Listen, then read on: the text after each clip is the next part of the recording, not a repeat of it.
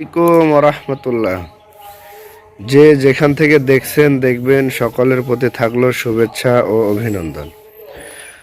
আমার এই গরুটা ক্রয় করার মোটামুটি একজ্যাক্টলি বলতে পারবো না, খাতা দেখতে হবে, তবে 1.5 মাস প্লাস 2-4 দিন এদিক সেদিক হতে পারে। তো এই গরুটা আমি ক্রয় করেছিলাম আমাদের স্থানীয় বাজার থেকে। এটা তখনকার সময় বাজার মূল্য এটার ছিল 50,000 টাকা। 49,800 টাকা দিয়ে কিনছি, 50,000 ধরতে পারেন। 50,000 লেখাই গেছে 300। আমার 50,500 টাকার মতো টোটাল বাড়িতে আনা পর্যন্ত খরচ হয়ে গেছে। তো এই গরুটা যখন আনি, এটা অনেক জীর্ণ শীর্ণ এবং অনেক দুর্বল অবস্থায় ছিল।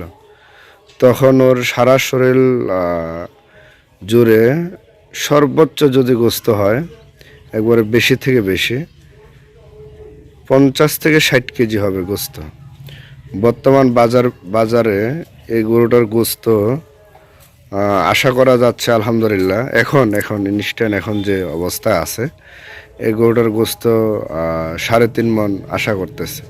তবে এই গরুটার গোস্ত আল্লাহ যদি দেয় আলহামদুলিল্লাহ, হ্যাঁ, তো আলহামদুলিল্লাহ এখানে গোস্ত লাগানো সম্ভব হলো 5 মণ,